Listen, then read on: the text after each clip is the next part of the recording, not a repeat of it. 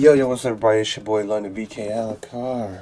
The Vampire King has returned for another reaction. We're reacting to Texas Chain Saw first gameplay preview. Oh my god! Damn.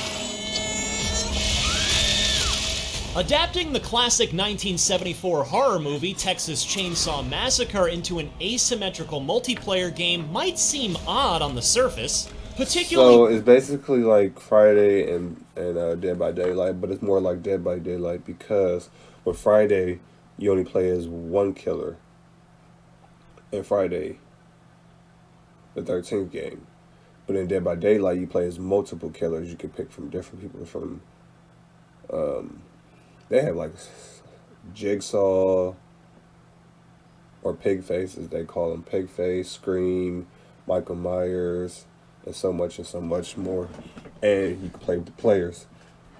So in this one, it looks like you play Leatherface's brother, which is him, and I think that's the dad, or it might be the other brother. I think they are brothers.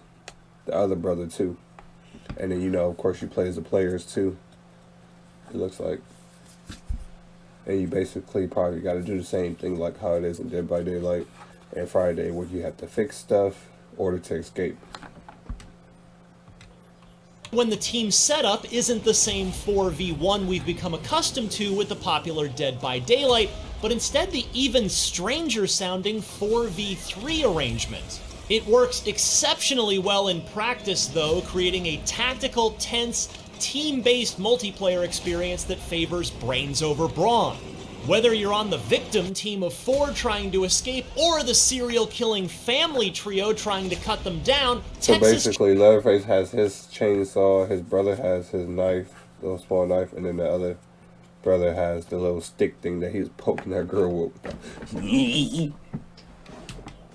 Chainsaw Massacre's tweak to the asymmetrical multiplayer format already plays great, and the 4v3 format is a great match for the movie license it's built around.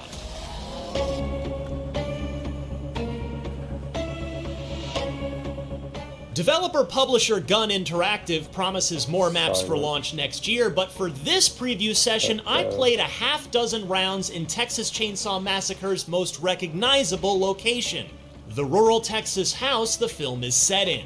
Victims start out in the basement, and teamwork is encouraged and, dare I say, vital.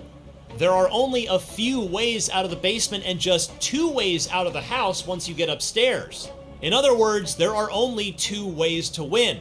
Yes, only 2, because the victims can't kill the family, but instead only stun them, further affecting the balance of power. They can, however, slip through narrow gaps in the walls and duck under barbed wire traps. Meanwhile, characters on both sides have unique skills. While the cook can listen closely to unstealthy victims and add locks to doors for the family, making it more time-consuming for the victims to get through them, Connie, for instance, has a one-time ability to break a lock instantly. This can literally mean the difference between victory and defeat, as in my final round, I was chasing down Connie as she made for the backyard gate. Meanwhile, the leather face of the franchise is big and not the slightest bit nimble. But he can use his chainsaw to cut through doors as well as destroy crawl space entrances and exits so that the victims have fewer navigation options. I reveled in his ability to rev his chainsaw and how that's tied to the power of his attacks.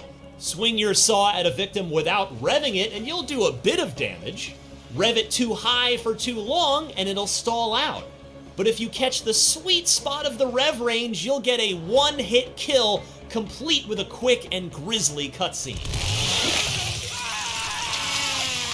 Note that you can also turn the chainsaw off in order to move around more stealthily as the big guy.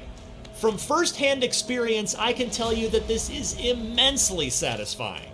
Also, revving it while roaming the house allows him to very loudly induce terror into the hearts and minds of the victims. He is my favorite character so far. Finally, the hitchhiker is the slickest and snakiest of the serial killing trio.